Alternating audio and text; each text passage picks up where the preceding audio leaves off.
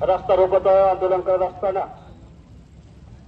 तांदळ युवक असतील, ज्येष्ठ असतील, सर्वांच्या सहकार्यानं आज आपला रस्ता रोकोचा यशस्वी असा उपक्रम आपण हाती घेतलाय।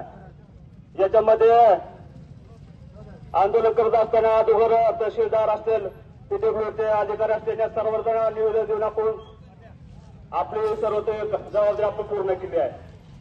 त्याच्यामध्ये निवेदन दिल्यानंतर 4 ते 5 दिवसामध्ये अधिकारी आले आणि तुमचं झाड रस्त्याकडे झाडे काढू, लाईट चालू करू, या मागण्या नाही आमच्या। रस्त्यानं आम्ही गावामध्ये लाईट आहे, रस्त्यामध्ये आम्ही स्वच्छ करू शकतो, पण ही रस्त्यामध्ये जात असताना ही रस्त्यामध्ये अपघात होत असताना याची जबाबदारी कोण घेणार आहे?